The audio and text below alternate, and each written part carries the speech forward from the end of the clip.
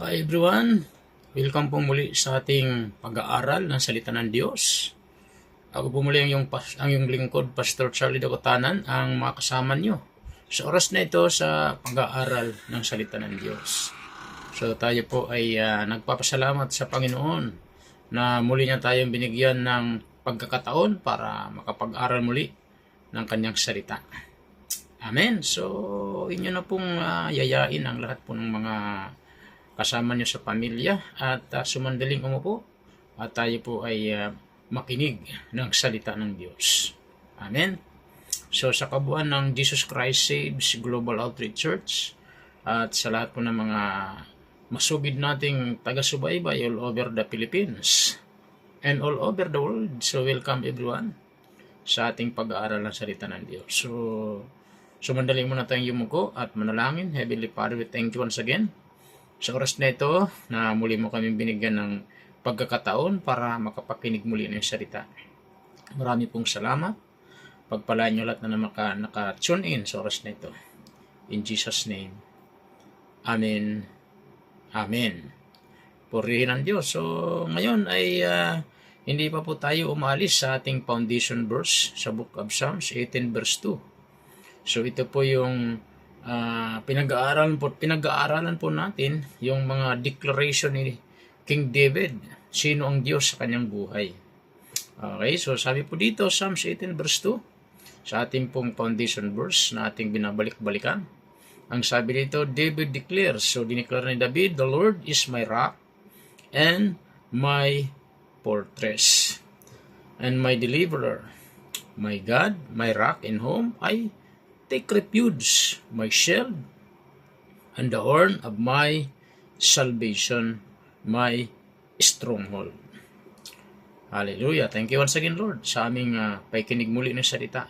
Thank you, Holy Spirit. We acknowledge you. You're our great teacher.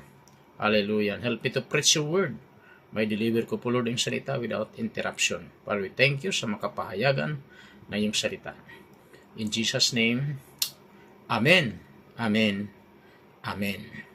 So, purihin ang Diyos. So, nasa na po tayo? Nasa pang-apat na po tayo sa declaration ni David. So, natalakay na po natin yung unang declaration niya na sinabi ni David, the Lord is my rock. So, si Lord ang ating bato ng kaligtasan. So, hindi lang si David ang dapat magdeklara nito, kundi tayo rin po ng mga tumanggap kay Kristo, dapat ideklara natin that the Lord is our rock of our salvation. Amen. So, pangalawa na natalakay natin is, sabi ni David, my fortress. So, natalakay natin, the Lord is our high fortress. Siya yung ating mataas na kuta.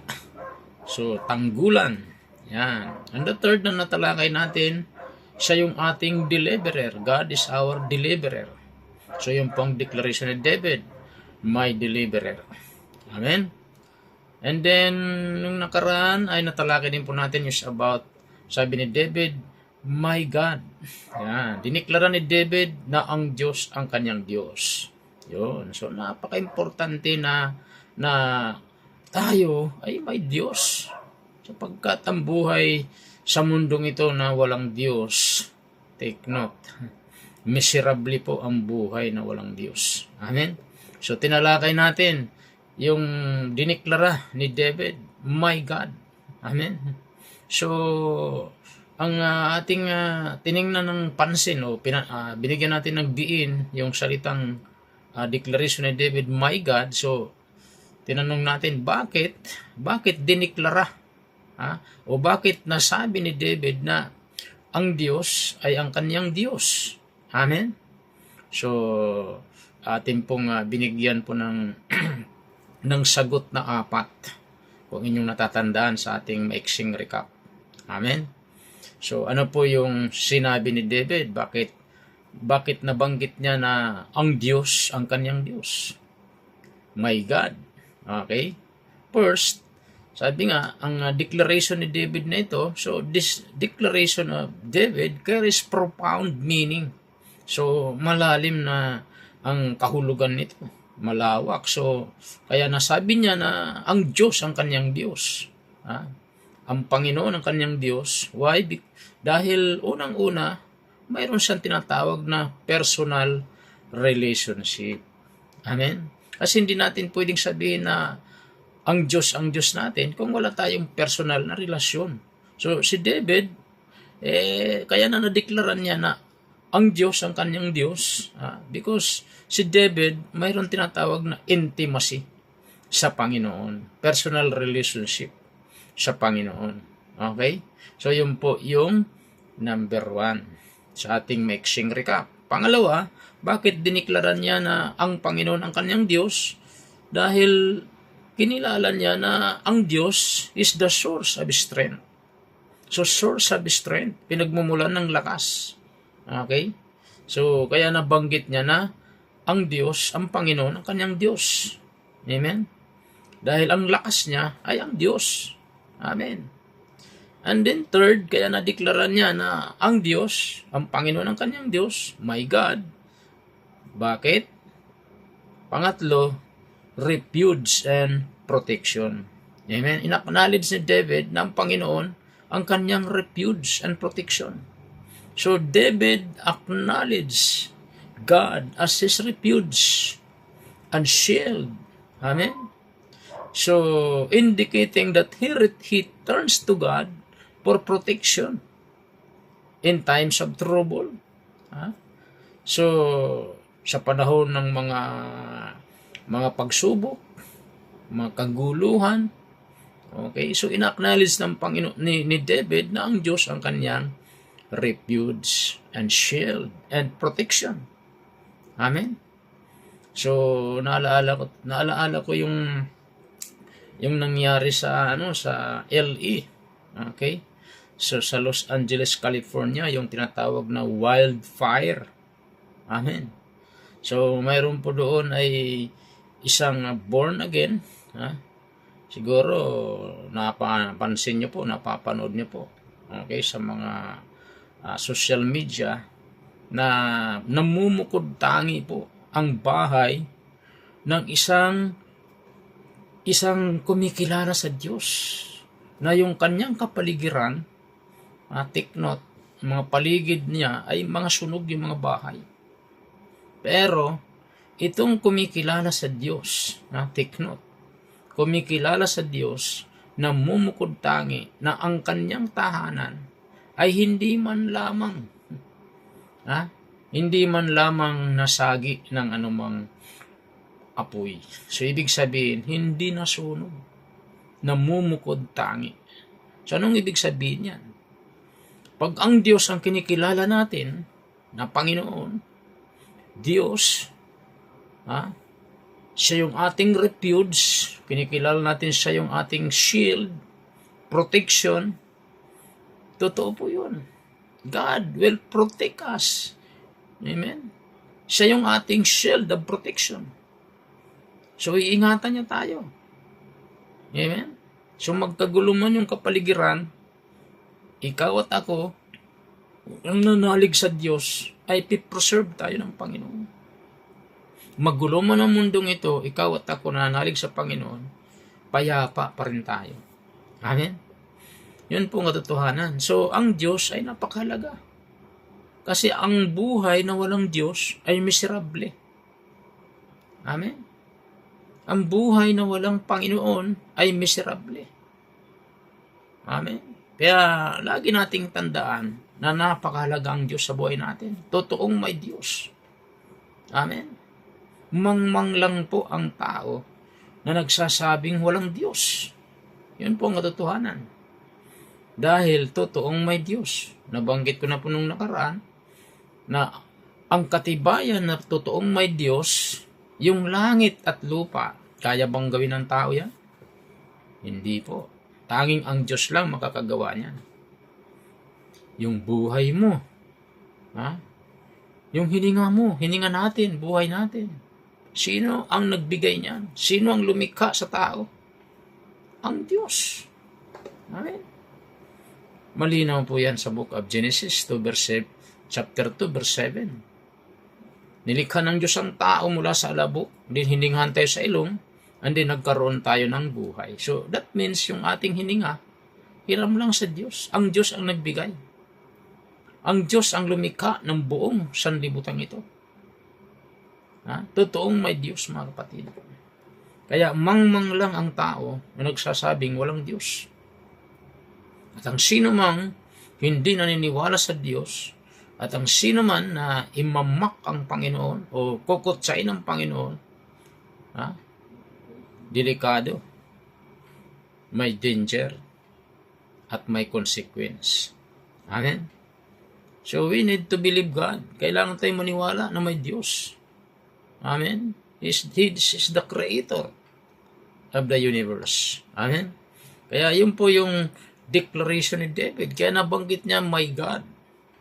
Amen? Dahil naniniwala siya, ang Diyos, ang kanyang refuge and protection. Amen? And fourth, salvation and deliverance. Yun yung experience ni David Kaya nadeklara niya na ang Diyos ay siyang Panginoon kasi naranasan niya yung pagliligtas ng Diyos sa kanyang buhay. Hinabol-habol siya ni Saul sa panahong yun. Subalit, hindi po siya pinabayaan ng Diyos. Iniligtas siya ng Diyos sa lahat ng uri ng mga panganib. Okay? And fifth, sa ating short recap, bakit nadeklara ni David na sabi niya, my God, yung panglima, faith and assurance. Amen? Dahil si David may absolute faith sa Panginoon. Kasi sabi nga ng Bible, without faith, it is impossible to please God. Amen? So, naniniwala si David na andun yung kanyang faith sa Panginoon at assurance, okay, na ini-express niya. So, kaya David declaration is an expression of faith and assurance. Amen? Yung kanyang declaration, so, inihayag niya yung kanyang panampalataya and assurance na ang Diyos ang magliligtas sa kanya, mag-iingat sa kanya. Okay? So, ang protector ng buhay niya. So, he confidently affirms that God is his protector and Savior. Amen? Kaya nandun po yung kanyang faith sa Panginoon. So, yun po mga kapatid, ang declaration ni David, yung 5. Okay, so I hope na hindi niyo po nakalimutan na ibig sabihin, kaya diniklara niya na my God, first, personal relationship, second, source of strength, third, refuge and protection, and fourth, salvation and deliverance, and lastly, faith and assurance. So, yun po ang dahilan. Kaya sinabi ni David, my God.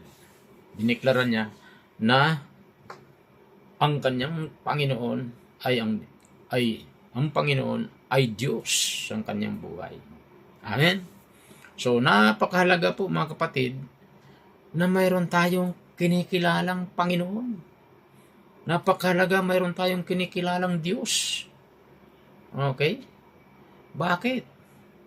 Kasi ang Diyos ang siyang may-ari ng buhay natin. Amen? So, ngayon, ipapakilala ko sa inyo, ano ba yung attributes ng Panginoon? Kasi totoong may Diyos Hindi ito katang-isip Amen? So, nais ko pong bigyan po ng pansin po, okay, ng emphasis. So, ano ba yung mga attributes o nature ng ating Panginoon? Amen? Kasi sabi ko nga sa inyo, totoong may Diyos. So, ito po ay introduction pa lang. Malawak po yung pag-aaral patungkol sa Panginoon, patungkol sa Diyos. Amen? Kaya sabi ko kanina, mahalaga na mayroon tayong kinikilalang Diyos. Dahil ang taong walang Diyos ay magiging miserable ang buhay niya. Amen? So, ano ba yung nature ng Panginoon? So, nasa ano lang muna tayo, introduction to the nature of God. Yun po yung ating tatalakayin ngayon. Kasi yun yung declaration ni David, my God. So, dapat ikaw at ako, tayong lahat na nandito ngayon, nakikinig, dapat alam mo na kung sinong Diyos natin. Alam nyo na kung sino ang Diyos mo. Ako, alam ko kung sino ang Diyos ko. Ang Diyos ko ay siyang lumikha sa akin. Siyang may-ari ng aking hininga. Siyang may-ari ng buong mundong ito. Siya yung master creator of everything. Amen? Siya ang lumikha ng buong universe na ito. Yun yung kinikilala kong Diyos. I hope yan din po ang kinikilala mong Diyos. Tayong lahat. Amen? Hallelujah. So, yun po. Nung araw, hindi ganoon ang pagkakilala ko. Iba-ibang mga Diyos ang kinikilala ko. Okay? Pero nung ako ay nakakilala sa Panginoon 1987, September 20, nakilala ko ang tunay na Diyos. Ang Diyos natin ay Espiritu.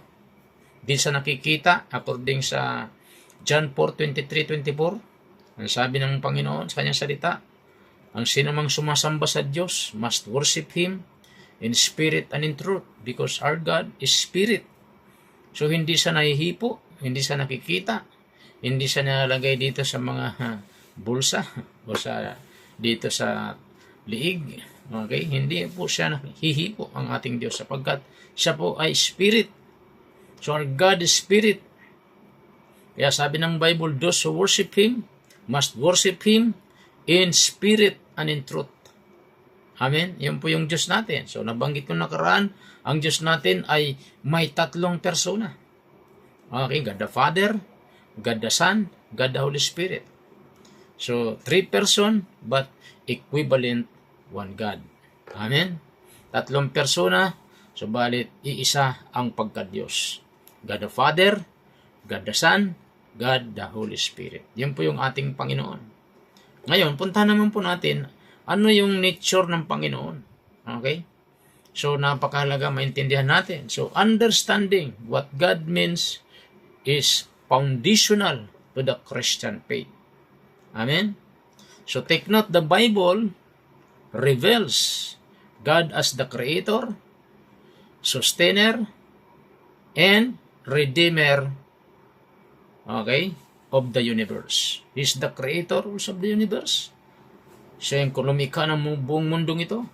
Okay? Sustainer, siya nagsusustain ng lahat ng kanyang create. And Redeemer of the universe. Amen? Take note, His nature encompasses various attributes that define love.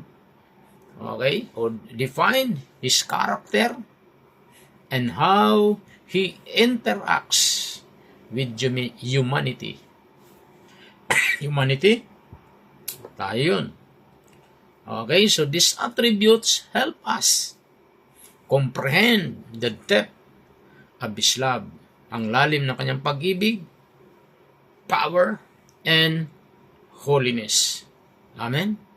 So when we speak about God, take note, we refer to the supreme being who is the creator of the universe as revealed in the Bible. Amen? Hallelujah. So yun po mga kapatid. So basahin po natin yung ating foundation verse, Jeremiah 32 verse 17. Ano sabi ron? Sovereign Lord, you have made the heavens and the earth by your great power and outstretched arm. Nothing is too hard for you. Wow, yan po ang ating Panginoon. Walang mahirap sa ating Diyos. Amen? Jeremiah, okay, 32, verse 17. Basahin natin sa Tagalog, Jeremiah 32, verse 17. So kung kayo po may Bible, so sabayan nyo po akong magbasa. Jeremiah 32, verse 17. So ano po sabi sa Tagalog? Okay, verse 17. So paano pong sabi dyan? O Panginoong Diyos, O Panginoong Diyos, nilikha nyo ang langit at lupa. sa pamamagitan ng kapangyarihan ninyo. Walang anumang bagay na hindi nyo po magagawa. Amen? So walang anumang bagay na hindi magagawa ang Diyos. Amen? Yun po yung ating Panginoon. So meaning, yung mga katangian ng Diyos, ang attributes ng Panginoon, so nais ko pong i-share sa inyo yung mga ilang katangian o attributes ng Panginoon. So, some key attributes of God. So, ano ba yung mga ilan, mga katangian o attributes ng ating Panginoon? Okay, so number 1, hindi na po tayo magpapaligoy-ligoy pa. Para maunawaan natin sino talaga ang Diyos. Ang Diyos natin ay may mga katangian, may mga attributes. First, siya po ay tinaguriang omnipotent. Okay? Omnipotent God. Yan po ang unang attributes ng ating Panginoon. Omnipotent God. Ano ba yung sabi ng omnipotent God? Omnipotent, that means all-powerful. All-powerful. Amen? Makapangyarihan sa lahat. Kaya nga sabi sa ating foundation verse, ang sabi ron, Sovereign Lord, you have made the heavens and the earth by your great power. Hallelujah. An outstretched arm. Nothing is too hard for you. Ang sabi ni Jeremiah. Amen? Walang mahirap sa iyo. Hallelujah. Sabi ni Jeremiah, Panginoong Diyos, nilikha niyo ang langit at lupa sa pamamagitan ng kapangyarihan ninyo. Walang anumang bagay na hindi niyo po magagawa. Amen? Nothing is impossible with God. All things are possible. Amen? With God. Lahat ng bagay kayang gawin ng Diyos. He can create from nothing to something. Ganyan kamakapangyarihan ng Diyos natin. He is the omnipotent God. Yun yung kanyang attributes. Makapangyarihan ng Diyos natin. Amen? Pag sinabing makapangyarihan, ibig sabihin, kaya niyang gawing lahat. Maging ang mga imposibleng bagay. Amen? Kaya napaka-importante mayroon tayong Diyos na kinikilala. Kilala natin ang Diyos na makapangyarihan. Yun yung kanyang attributes. Makapangyarihan. Amen? Walang bagay na mahirap sa Diyos. Yung likain nga niyang buong mundong ito, wala siyang ginamit ng mga material na bagay. True spoken word lang. Yun lang ang kanyang ginamit sa pamagitan ng kanyang mga binigkas na salita. Di ba? Anong sabi ng Book of Genesis, chapter 1, verse 1? May kita natin dito, how God created the universe. Ang sabi doon, nang likhain ng Diyos ang buong mundong ito, dilim ang bumabalot sa kalaliman. Umiihip ang malakas na hangin sa ibabaw ng tubig. Walang hugis o anyo ang mundong ito.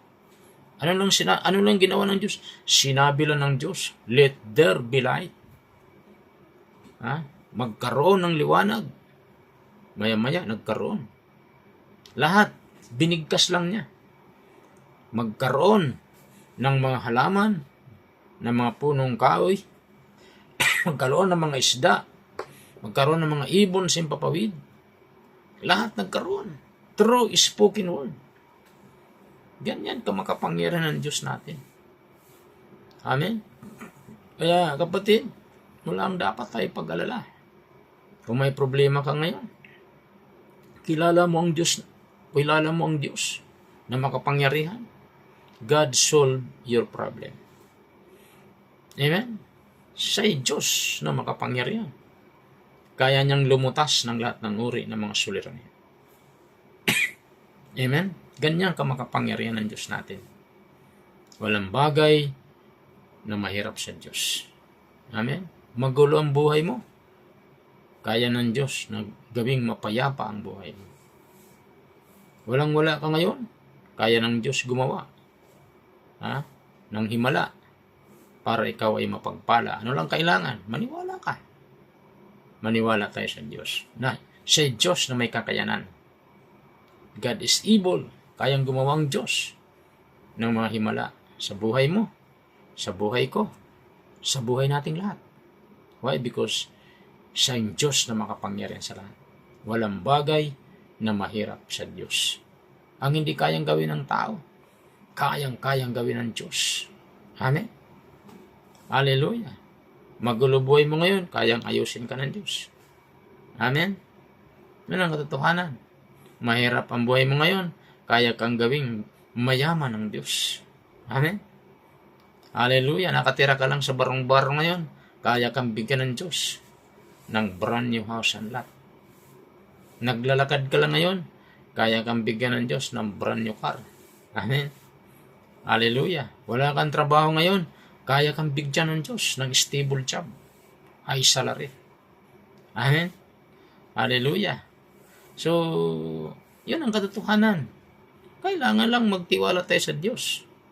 At pag ikaw na ay pinagpala ng Diyos, gumanda ng buhay mo, at sinagot na ni Lord ang lahat ng mga diniklara mo, mga pinanalangin mo, huwag mo siyang kalilimutan. Kasi sabi ko kanina, ang taong walang Diyos, walang kinikilalang Diyos, miserable ang buhay niya. Amen? At kahit na ang tao ay yumaman, na sa kanya na lahat ng mga ari-arian, lahat nasa kanya na, at walang Diyos, masisimot ang lahat. Ibig sabihin, ang kayamanan ay naglalaho. Pero ang isang tao na hindi nakakalimot sa Diyos, at isang taong may Diyos na kinikilala, tandaan natin, pagpapalain siya ng Diyos. Pagpapalain tayo ng Diyos. Higit sa lahat, mabubuhay tayo magpakailanman. Kaya napaka-importante po, mga kapatid, kilalanin natin ang Diyos. Amen? Dahil siya ang may-ari ng buhay mo, may-ari ng buhay ko, siya ang nagbibigay sa atin ng hininga, kalakasan, at lahat ng mga pangailangan natin, siya yung nagpo-provide. Amen? Kaya wag natin itsapuera ang Diyos. Gawin nating sentro ang Panginoon sa buhay natin. Amen? So, naalala ko ba yung panood niyo sa balita, yung wildfire sa Los Angeles. Baliwala yung mga sasakyan, sumasabog. Ini-interview na si Claudia Coronel, nasa Amerika. Kasi doon siya nakatira sa LA. So, sabi niya, sumasabog yung mga sasakyan, iniiwanan nila, tumatakbo sila. Kasi mabilis yung apoy. Mabilis. Talagang ang halaga ng bahay, mayroong $54 million, $24 million. Pero lahat na nabaliwala yung mga $1,000,000. Okay? So, ibig sabihin yan, temporary lang talaga lahat ng kayamanan sa mundong ito. Wala. Naaabo. Naglalaho. Okay? Kaya napakahalaga, mayroon tayong Diyos na kinikilala. Amen? So, ganun po. Yung nangyari ngayon sa Los Angeles, California. Kaya napaka-importante pag-pray po natin. Okay, so matigil na yung mga wildfire na yan. Amen. So wala pong sinasanto yung apoy na yan. Yan napaka-importante po. Mayroon tayong Diyos. Kaya nalaala ko yung namumukod tangi yung bahay ng isang nasa gitna, mga tupok yung bahay sa paligid niya, pero itong taong ito na kumikilala sa Panginoon, talagang hindi mo lang nasagin ang apoy yung bahay niya. So, ibig sabihin, ang ating Panginoon ang mag-iingat sa atin. Amen. Kaya napaka-importante, mayroon tayong kinikilalang Diyos. Amen. So, yan po ang unang-una na katangian ng Diyos, attributes ng Panginoon, is the omnipotent God. Meaning, all-powerful. Take note, God possesses unlimited power and authority over all creation. Amen? Yan po ang ating Panginoon. Nagtataglay po siya ng walang limitasyon na kapangyarihan at otoridad sa lahat ng kanyang sangnilikha. Yan ang Diyos natin. Imagine, millions of stars, napakarami mga planeta na kanyang nilikha, pero namamanage ng Panginoon. Amen? Hallelujah! Hindi nagbabanggaan. Nasa maayos ang mga kalalagyan ng mga planetang ito at mga bituin. Millions. Okay? Ganyan ang ating Diyos. Siyang nangangasiwa. So God possesses unlimited power and authority over all creation. And take note, He can accomplish anything according to His will. Amen? Yun yung Diyos natin. He can accomplish. Hallelujah. Anything, anumang bagay kaya nang gawin, i-accomplish according to His will. Ayon sa kanyang kalooban.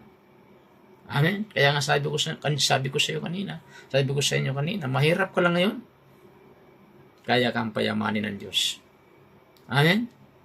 Nakatira ka lang sa barong-barong na bahay, wala kang sariling bahay, kaya kang bigyan ng Diyos ng sariling bahay. Wala kang sakyan, naglalakad ka lang, kaya kang bigyan ng Diyos ng brand new car. Wala kang pinag-aralan, bibigyan ka ng Diyos ng opportunity para makapagtapos ka sa pag-aaral. Amen? So, ibig sabihin, from nothing to something, kayang gumawa ang Panginoon. Kasi, siya ang Diyos na makapangyarihan. So, He can accomplish anything according to His perfect will. Amen? Kaya, sabi ko naman kanina, at pag ikaw ay pinagpala na huwag kang makakalimot sa Diyos. Serve the Lord as long as you live. Para yung mga blessing na na-acquire mo, pinagkalob sa ng Lord, ay preserve ng Panginoon. Dahil ang tao na walang Diyos, take note, kahit anong laki ng kayamanan niya, kaya niyang gawing parang bula. So, ibig sabihin, pwedeng mawala lahat. Kaya napaka-importante, kilalanin natin ang Diyos na siyang makapangyarihan. He can accomplish anything according to His will. Amen? Malinaw po yun sa ating foundation verse. Sovereign Lord, sabi ni Nehemiah, You have made the heavens. Nilikha mo ang kalangitan and the earth at ang sangkalupaan by your great power. Sa pamagitan na yung dakilang kapangyarihan. An outstretched arm. Nothing is too hard for you. Walang mahirap sa iyo. Amen? So number 2, na attributes ng Panginoon is the omniscient God. Amen? What does it mean? Omniscient means all-knowing. Our God is all-knowing God. Amen? God knows everything. God knows everything, including the past, the present, and future. Amen? He understands our thoughts and intention. Amen? So God knows everything. Alam niya ang lahat ng bagay, including the past. Kasama yung mga nakaraan mo, yung mga nakaraan sa kasalukuyan, maging sa'y naharap. He understands our thoughts and intention. Amen? So yan po ang ating Diyos. Huwag mong sabihin na hindi alam ng Diyos ang iniisip mo. Kaya nga bawal mag-isip ng masama sa kapwa. Kasi anumang iniisip mo, alam ng Diyos yun. Pag mayroon kang iniisip sa kapwa mong masama, alam ng Diyos yun. Hindi yan nakakaila sa Diyos. Kaya huwag kang mag-isip ng masama sa kapwa mo. Amen? Isipin natin laging magaganda. Amen? Huwag tayo mag-isip ng mga negatibo sa ating isipan. Okay? Kasi alam ng Diyos. Ang buhay natin, alam niya. Maaaring wala nakakita sa'yo. Ha? Di ka nakikita ng kaibigan mo, ng pastor mo, ha? Ng mahal sa buhay mo. Pero kitang-kita ka ng Diyos. Amen? Mayroon may iba nagsasabi ko, tapon mo, walang nakakita. Yung basura. Ha? Maraming nakakita. Hindi ka nakita ka ng Diyos. So, ano mang ginagawa natin? Kitang-kita tayo ng Diyos. Wala tayong may tatago sa Diyos. Amen? He knows everything. Amen? Yan ang katotohanan. Kaya huwag mo sabihin, gagawin ko ito. Labag sa kalooban ng Diyos. Kasi wala naman nakakita sa akin. No. Nakikita ka ng Diyos. Yung mga intention mo, alam ng Diyos yan. Mayroon kang masamang binabalak sa kapwa mo, alam ng Diyos yan. Kaya ang Diyos hindi yun nalulugod. Nalulugod ang Diyos kung magandang ating mga binabalak. Magandang ating iniisip, nalulugod ang Panginoon. Amen? Psalms 139 verse 1 to 4, ano sabi ron? O Lord, you have searched me, and you know me. You know when I sit, and when I rise. You perceive my thoughts from afar. Amen? So, malinaw mga kapatid. Alam ng Diyos ang lahat. Okay? So, alam na alam ng Diyos ang buhay natin. Wala tayong maitatago sa Diyos, mga kapatid. Amen? Alam na alam ng Diyos. Lahat-lahat ng iniisip natin. So, alam ng Diyos kung ikaw ay nakaupo, kung ikaw ay nakatayo. Alam ng Panginoon. Ano mang ginagawa natin, alam ng Diyos. Sabi niya sa Psalms 139 verse 1 to 4. Okay? Panginoon, sinisiyasat niyo ako. At kilalang kilala. Kilala tayo ng Diyos. Nalalaman niyo kung ako ay nakaupo o nakatayo. Kahit na kayo ay nasa malayo, nalalaman niyo ang lahat ng aking iniisip. Sabi ni David, nakikita niyo ako habang ako'y nagpapahinga o nagtatrabaho. Ang lahat ng ginagawa ko ay nalalaman ninyo. Panginoon, hindi pa man ako nagsasalita, ay alam niyo na ang aking sasabihin. Yan po ang ating Diyos. Hindi pa bumubuka yung bibig mo, alam mo ng Diyos kung ano sasabihin mo. Ganyan katalino ang Diyos natin. Amen? Kaya huwag mong sasabihin, hindi alam ng Diyos. Yung ginagawa mo, iniisip mo, alam ng Diyos lahat yan. Amen?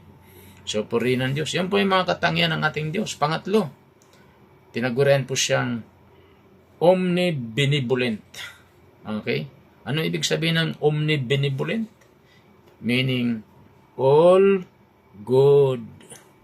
All good. Lahat mabuti. God is perfectly good and loving. Yan ang ating Diyos. Perfecto po siyang mabuti at mapagmahal. His nature is to seek the well-being of His creation, desiring a relationship with us. Amen? Yan po ang ating Diyos. All good. Amen? Omnibenevolent.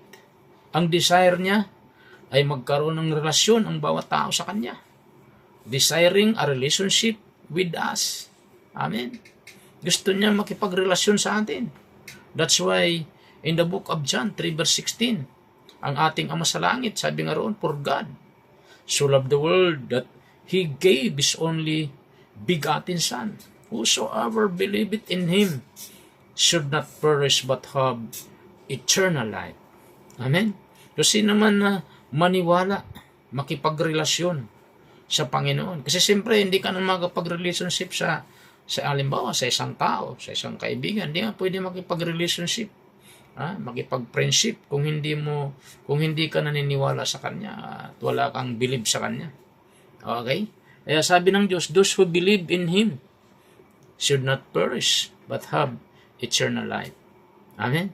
Sino mang makipagrelasyon sa Ama, maniwala sa Ama, maniwala sa Panginoon, Hindi na mapapahamak sa impyerno, kundi magkakaroon ng buhay na walang hanggan. So yun po ang ating Diyos. Siya po'y mabuti. At kung siya'y mabuti, dapat ganoon din po tayo na kanyang creation. Mabuti rin po tayo sa kapwa natin. Ha? Hindi tayo gumagawa ng mga istorya sa kapwa natin. Hindi natin siya ginagawa ng mga pangit na istorya. Ha? Okay? Hindi natin sinisiraan ang kapwa natin. Kasi mabuti ang Diyos na tinanggap natin. Ha? Kung mabuti ang tinanggap natin ng Panginoon, yun yung karakter ng Panginoon, attributes. Yun din yung mga attributes din po natin, mabuti. Kasama yan sa 9 fruit of the Holy Spirit. Anong sabi ron? Ang bunga ng Espiritu, pag-ibig, kagalakan, kapayapaan, katsagaan, kabutihan. O, diba? Kabutihan, katapatan, pagpipigil sa sarili, self-control. So, ang Diyos natin ay mabuti. So, kung ang Diyos natin mabuti na tinanggap natin, kasi nga tinaguran niya siyang omnibenevolent, all good, dapat lahat din po tayo, lahat ng ginagawa natin, good. Hindi tayo bad. Wala mga bad tayong ginagawa. Good din ang ginagawa natin sa kapwa natin. At pag good ang ginawa mo sa kapwa mo, good din ang babalik sa'yo. Ha? So, yun po ang katotohanan. Kaya kailangan sa kapwa natin, mabuti tayo. Hindi tayo naninira ng kapwa. Ha? Hindi tayo naninira ng buhay ng may buhay. So, hindi tayo nag-create ng mga kwento sa ating kapwa. So, maganda yung paikitungo natin sa kapwa natin. Kasi nga, mabuti ang Diyos natin na tinanggap natin. Yun yung karakter ng ating Panginoon. So, dapat, yun din ang karakter natin. Mabuti. Okay? So, ang Diyos natin ay puno ng kabutihan. Ang Diyos natin ay mapagbigay. Kaya nga, He gave. So, ganun din po tayo. Mapagbigay din po tayo. Amen? Kung meron tayong kakayanan magbigay, magbigay. Okay? Kung wala, ay wag ka nang mangutang para magbigay. Yan. So, yun po, mga kapatid. Napaghalaga po na ang kabutihan sa buhay natin ay magmanifest. Express natin yung kabutihan na tinanggap natin mula kay Lord. Kasi ang tao nagiging mabuti lang po pag mayroon tayong Kristo sa puso. Dahil sabi nga ng Bible, lahat ng kabutihan natin para lang maruming basahan yan pag walang Diyos sa buhay natin. Amen? So, yun po mga kapatid. Kaya napaka-importante, kilalanin natin ang Diyos. Okay? Na siya yung Diyos na omnibenevolent. Okay? Hallelujah. All good. Okay? So, yun po. Napakahalaga po yan. Puri ng Diyos.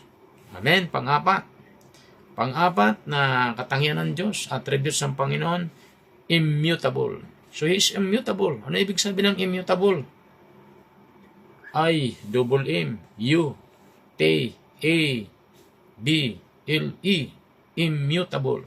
That means unchanging. Hindi nagbabago. God does not change. Hindi siya nagbabago. His character and promises remain constant throughout time. Amen? Ganyan ang Diyos natin. Hindi siya nagbabago ng isip. Siya po ay totoo. Hindi kagaya ng tao. Yung oo ngayon, bukas hindi na. Mamaya hindi na. Pero ang Diyos natin, God does not change. Hindi siya nagbabago. Amen? Ano lang yung nagbabago sa Diyos? For example, ang taong ito napakasama. Tapos lumapit sa Diyos, nagpakumbaba. Okay? Kasi ibababa na ng Diyos yung judgment Hahatulan na siya ng Diyos. Okay? Pero the moment na siya nagpakumbaba, nagsisi sa kanyang mga kasalanan, pwedeng magbago yung isip ng Diyos para hindi niya ituloy yung pagpaparusa. Yan, pwede pong magbago. Okay? Kagaya ng Nineveh. Nung pumunta si Jonah, na-realize na ng Jonah ang kanyang pagkakamali nung iniluwa siya ng isda. Yun, sumunod siya sa Panginoon, nangaral siya sa Nineveh. Ano nangyari sa hari ng Nineveh? Yung hari ng Nineveh, nagdamit sako. Nagdamit ng sako, pati yung mga mamamayan. Okay? So, ano nangyari? Hindi tinuloy ng Diyos yung kanyang paggunaw sa Nineveh. Amen? Dahil nagsisi, nagpakumbaba yung hari ng Ninibe at yung mga mamayan sa Ninibe. Okay? Kaya hindi tinuloy ng Diyos yung kanyang pagpaparusa. Amen? So, yun lang po ang pwedeng magbago. Pero ang Diyos natin, pag may sinabi sa sayong ganito, ganyan, God does not change. Ha? His character and promise remain constant throughout time. Yung karakter ng Lord, manatili yan. Tuloy-tuloy. Yung karakter niya. Karakter niya mabuti, tuloy-tuloy yun. Yung kanyang kabutihan. Sa iyo at sa akin. Amen? Malakay 3 verse 6, sabi ron, I the Lord do not change. Ako ang Panginoon, hindi nagbabago. So you, the descendants of Jacob, are not destroyed. O, imagine mo yan. Napakaraming ginawang masama ang Israel. Pero ganun pa man, hindi nagbago ang promise ng Panginoon sa descendant ni David. Okay? Nandoon pa rin yung kabutihan niya sa Israel. Okay? Hindi nagbago. Even though napakasama ang Israel, pero hindi nagbabago ang pagmamahal ng Diyos sa Israel. Hanggang ngayon, mahal ng Diyos ang Israel. Amen. Puri ng Diyos. Okay. Pang-5. So, isa na lang. Natapos na po tayo. So, number 5. Our God, ang Diyos natin ay banal. Holy. Okay? Banal. Yan po ang mga attributes ng ating Panginoon. Sandali lang po, may tumutunog. So, siya ay banal ang ating Panginoon. Amen? Take note, God is completely pure and separate from sin. Ano bang ibig sabihin completely pure? Ibig sabihin, ganap po siyang malinis ang ating Panginoon. Amen? And separate from sin. His holiness demands reverence and worship. Amen? Yan po yung ating Diyos. Isaiah 6 verse 3, ano sabi ng Bible?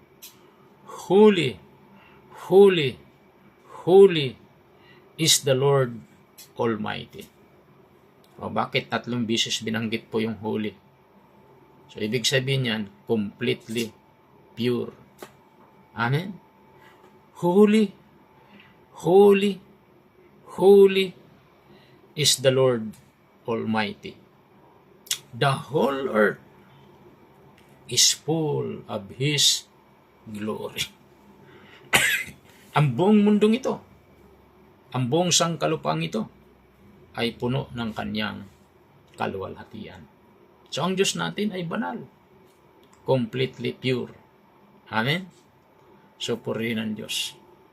Kaya, nais din ng Diyos, ikaw at ako, na kanyang mga anak na tumanggap sa Kanya, manatili rin po tayo nabubuhay ng may kabanalan.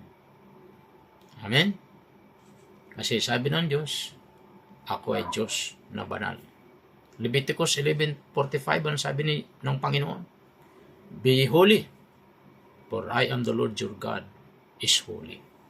Magpakabanal kayo, sapagat ako ang Diyos, ako ang iyong Diyos ay banal. Amen? So, yun po, mga kapatid. So, ano bang ibig sabihin ng pamumuhay sa kabanalan? Pag sinabing pamumuhay sa kabanalan, hindi ibig sabihin na lahat nakaputi ka. Puti damit mo, puti sapatos, puti pantalon, puti ngipin, puti buhok, puti kilay. Ha? Hindi yun ang ibig sabihin. Puro kang nakaputi. Pati bahay mo, puro puti. Puti yung kortina, puti yung pintura, puti mga upuan. So lahat puro puti. Okay, kaya feeling banal. Hindi ganun. Alam nyo, hindi po, even though ang puti, white, stand for purity. Okay. Pero, kahit na puro puti, yung pintura ng bahay mo, mga upuan, kortina, kung nasa loob naman ang namumuhay, walang Diyos, masuwayin sa Diyos, hindi po yung banal. Kasi ang ibig sabihin po ng kabanalan, ibig sabihin, sumusunod tayo.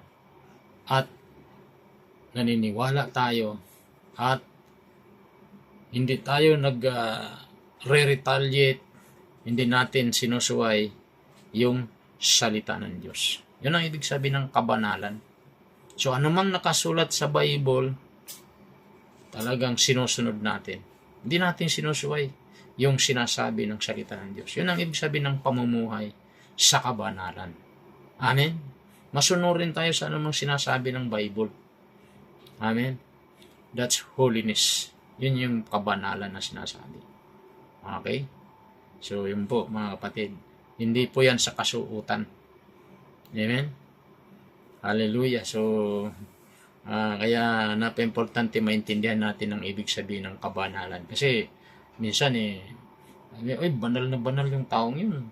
Tingnan mo, puti yung kanyang damit, puti sapatos, puti yung kanyang pantalon, puti yung kanyang kilay, puti yung kanyang buhok. Uy, banal na banal ang taong yan. Tapos pag pumunta ka sa bahay niya, uy, puti pa yung kurtina ng kanyang bahay, puti pa yung kanyang pintura ng kanyang bahay, puti pa yung mga upuan ng kanyang bahay, pati bubong puti ang kulay. Talagang napakabanal ang taong yan. Hindi po yan. Okay, hindi po yan panglabas yung kabanalan. Kasi tandaan natin, ang Panginoon ay hindi tumitingin saan sa panlabas na anyo. Anong tinitingnan na? Yung puso. Puso natin. Amen. Masunurin ba yung puso natin sa Panginoon? Yun yung tinitingnan ng Diyos. Puso. Maghihirang si papalit kay Saul. Sabi ni Samuel pinadaan sa harapan na yung mga anak ni David 7. Pinadaan. Uy, nakita ngayon ni Samuel si Eliab, ang tangkad, magandang lalaki. Sa loob-loob ni Samuel, iyan na yatang pinili ng Diyos. Pero kinorek siya ni Lord sabi ng Panginoon sa kanya, hindi yan ang pinili ko. Ang tinitingnan ng tao, panlabas na anyo, pero puso ang tinitingnan ko. Kaya sabi ni Lord, sabi ni Samuel, wala na po ba kayong ibang anak? Mayroon po, nasa farm, nasa bukid, nag-aalaga ng mga hayop. Sunduin nyo, pumuntahin mo rito kasi hindi matutuloy yung ating pagpapahid ng langis kung hindi siya pupunta rito. Pinili niya si David. Bakit? Si David, tinagurian, a man after God's own heart. Puso, mayroong puso si David Okay? May puso si David sa Panginoon. May takot siya sa Panginoon. Masunurin siya sa Panginoon. Even though hindi naman perfect si David, pero tinagurian siya a man after God's own heart. Bakit? Kasi pag nagkakamali si David, lumalapit agad kay Lord. Worshipper si David. Kaya tinagurian siya a man after God's own heart. Meron siyang pusong mapagpakumbaba. Amen? So, malawak po yun. Pag-aralan ulit natin yung buhay ni David, malawak po yan. Okay? So, yun po. Okay, number 6 na po tayo. Hanggang 7 lang po tayo, tapos na po tayo. So, number 6, personal. Okay, yun po yung mga attributes ng Panginoon. Ibig sabihin ng personal, God desires a personal relationship with each of us, inviting us to know Him intimately. Okay? So, ibig sabihin, gusto ni Lord personally, ma-experience natin siya. Amen? Personal touch gusto ng Lord. I-touch tayo. Yun yung Panginoon natin, yung attributes niya. Hindi siya lumalayo. Sino lang lumalayo? Tao. Pero si Lord, gusto niya maging malapit tayo personally. Ma-touch tayo. Personal touch. Kaya nga, si Lord nang nag-initiate nasa langit, yung Panginoon, pinadala niya si Jesus para makakunik sa atin personally. Para matouch tayo ng Panginoon. Imagine mo, nung nandito sa lupa, wala siyang pinipili, si Jesus. Pati kitungin, hinihipo niya. Imagine mo yun. Personal touch. Hinipo niya yung kitungin, gumaling. Personal touch. May lagnat, tinihipon niya, gumagaling. Ha? Yun ang Diyos natin. Gusto niya personal, may experience natin siya. Amen? Magkaroon tayo ng personal relationship sa Kanya. Yun ang desire ng Panginoon. So God desire a personal relationship. Amen? Hindi niya nilalayo sarili niya. Okay? Personal relationship with each of us. Sa bawat isa sa atin, inviting us. Ha? Inanyayahan tayo to know Him intimately. Makilala natin siya ng malapitan. Ha? Ng ika nga malalim na pagkakilala. Yan ang nais ng Diyos. Kaya nga sabi niya sa James 4:8, come near to God and He will come near to you. So lumapit kayo sa Diyos at siya'y lalapit sa inyo. Yan ang Diyos natin. Personal talaga. Gusto niya ma-experience natin. Ha? Yung kanyang buhay. Gusto ng Diyos yun. Personally, magkaroon tayo ng intimate relationship sa Panginoon. Yun yung Diyos natin. Yung tao, iba sa gusto niya, minsan mag-isa, diba? Ayaw makipagsalamuha. Okay? Pero ang Diyos natin, gusto niya makisalamuha sa atin. Amen? So, yun po, mga kapatid. Napaka-importante po na malaman natin ang attributes ng Panginoon. Gusto niya personally, magkaroon tayo ng relasyon sa Kanya. Amen? Makilala natin si Lord ng personal. Paano? Read your Bible. Day and night. Basahin natin yung ating Biblia. Makikilala natin kung sino ang Diyos sa buhay natin. Then invite Him.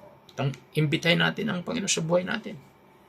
Accept Him as our Lord and personal Savior. Para magkaroon tayo ng intimate relationship sa Panginoon. Amen? So, lastly, ito muna tayo magkatapos. Our God is faithful. Ang Diyos natin ay tapat. Amen? Yun yung attributes ng Panginoon. He's a faithful God. God is trustworthy. Take note. God is trustworthy and keeps His promises. Ang Diyos ay mapagkakatiwalaan. Ha? At iniingatan niya ang kanyang mga pangako. His faithfulness assures us of His unwavering support. Hallelujah. So ang Diyos natin mapagkakatiwalaan. At ang kanyang mga pangako ay iniingatan niya ito. At ang kanyang katapatan, tinitiyak niya sa atin. Ang kanyang tinatawag na unwavering support. Amen? Nandyan po ang Diyos natin. Kaya gustong-gusto niya tayong suportahan sa lahat ng ating mga pangailangan. Yan po ang Diyos natin. I will never leave you, nor forsake you, nor forsake us. Amen? So, tapat ang ating Diyos. Ang tao pwede hindi maging tapat sa iyo. Pwede siyang maging balimbing. Pwede siyang maging disloyal. Ang tao. Pwede kang iwanan ng tao. Matalik mong kaibigan, pwede kang iwan. Na-experience ko na yan. Okay? Na matalik mong kaibigan, pwede kang iwan. Pero ang Diyos natin, kailanman. Hindi kanya iiwan, hindi niya ako iiwan, ni pababayaan man. Amen? Yun po ang katotohanan, mga kapatid. Pinangako ng Diyos yun eh. I will never leave you, nor forsake you. Amen? So, God is trustworthy and keeps His promises. His faithfulness assures us of His unwavering support. 2 Peter 3 verse 9, the Lord is not slow in keeping His promise, as some understand His slowness.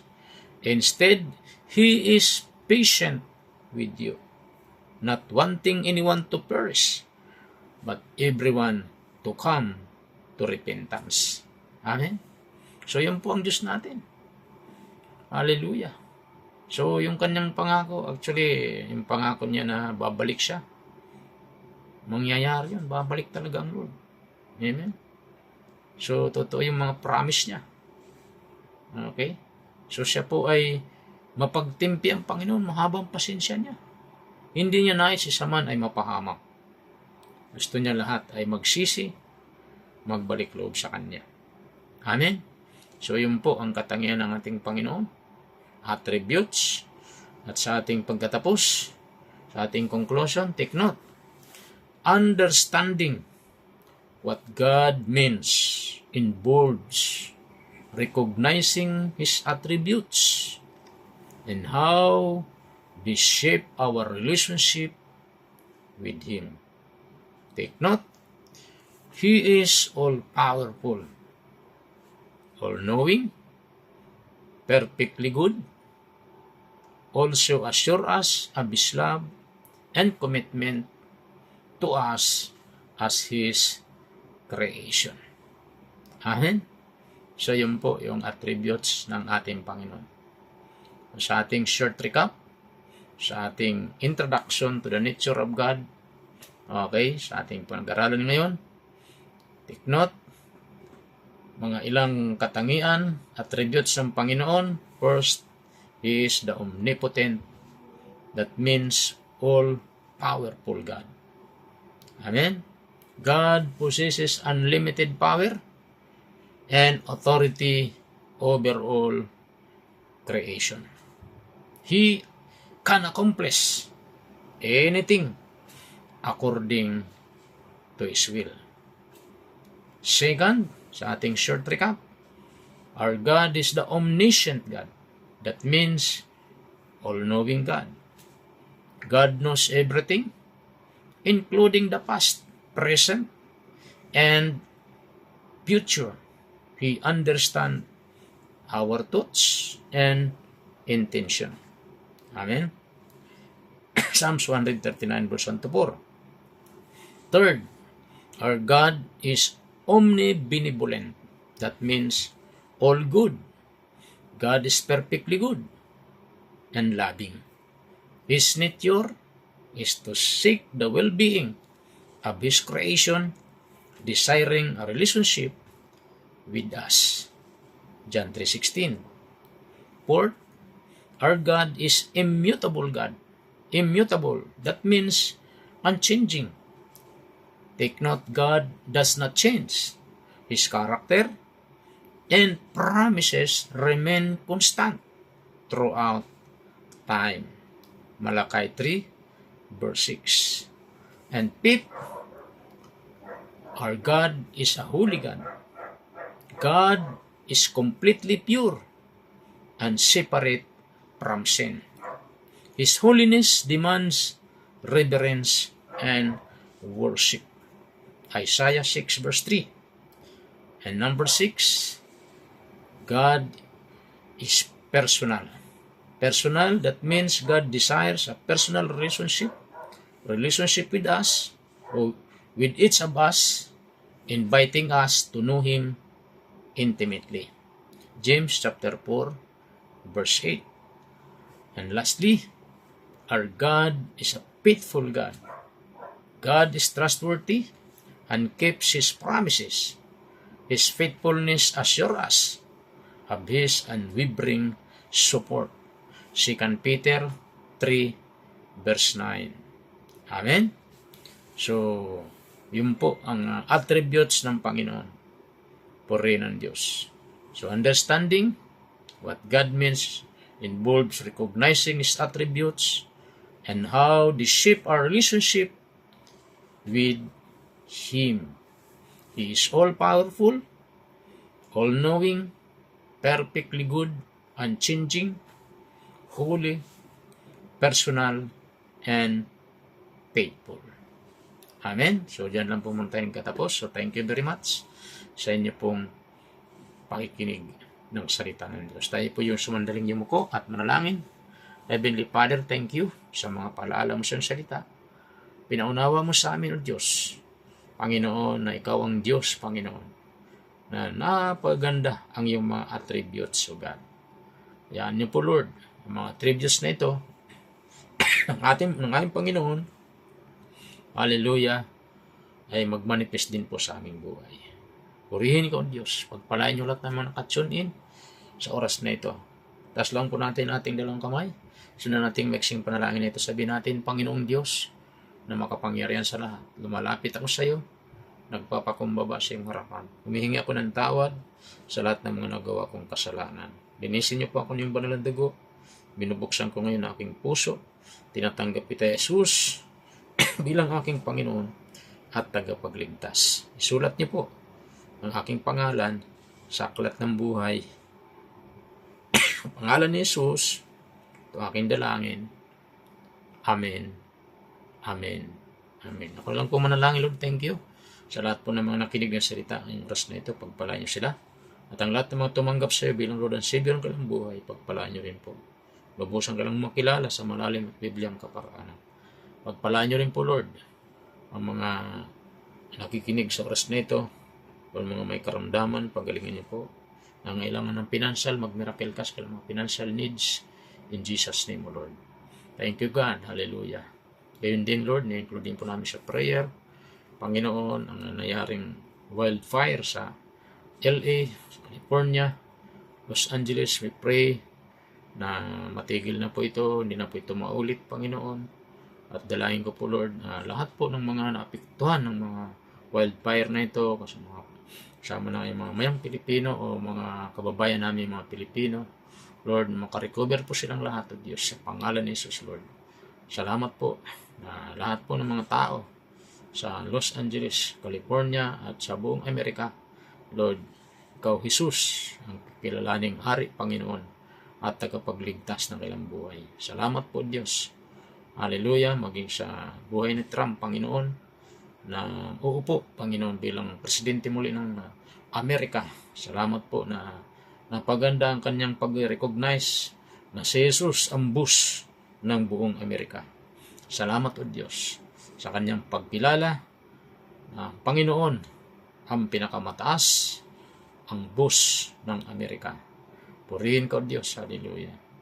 Purihin ka, Panginoon. Pagpalain niyo ang pamunuan ni Trump at manatili ang banal na pagkatakot sa iyo, O God, ni Trump, Panginoon. Hallelujah. Gamitin mo siyang instrumento, Lord. Hallelujah. Upang ang lahat ng mga bansa sa buong mundo, Panginoon, ay makakilala rin po sa iyo. Panginoon, sa pangalan ni Jesus, salamat po, Diyos. Pagpalain niyo ang bansang Amerika, ang bansang Israel, at ang buong mundo, Panginoon. Ikaw, Jesus, ang kilalaning Hari at Panginoon ng lahat ng tao, ng lahat ng mga hari, ng lahat ng mga namumuno, Panginoon, sa bawat bansa sa buong mundo. Ikaw, Jesus, ang kilalaning Hari at Panginoon, at maghari ang kapayapaan sa buong mundo sa pangalan ni Jesus. Maraming salamat po, maging sa buong bansang Pilipinas. Patuloy mo rin pagpalain ang bansang ito. Maghari ang kapayapaan at lahat ng namumuno sa bansang ito, Panginoon, ay may takot din po sa iyo. At lahat ng mamayang Pilipino ay magkaroon din po ng banal na takot sa iyo at makakilala sa iyo ng tunay at biblical na pagkakilala ang buong bansang Pilipinas. Salamat po, Diyos. Patuloy maghari ang kapayapaan sa buong bayang Pilipinas. In Jesus' name. Amen. Amen. Purihin ang Diyos. So, God bless po sa lahat ng mga nakinig sa oras na ito. At kunting paalala lang po, every Sunday, I invite everyone sa ating Sunday Service Celebration. Doon lamang po sa may harap ng Iribe Town Center sa number 500 Hillcrest Village, Camarin Road, Caloocan City. So, nasa Sabangan Building po tayo. Sa ibaba po, City Savings Bank. Nasa third floor lang po tayo. Every Sunday, 9 o'clock in the morning. So, imbitahan niyo po ang inyong mga kaibigan. At mayroon din po tayo doon panalangin every Saturday, 8 o'clock in the morning o 8:30 in the morning. And every Wednesday, I encourage everyone na mag-join po tayo sa ating evening prayer. Every Wednesday, 8 p.m. Okay, so yun po. At ganoon din pa sa every Thursday sa ating FB Live midweek service ay tuloy-tuloy po. Every Thursday, 6:30 p.m. Amen. So, God bless everyone. Bye-bye.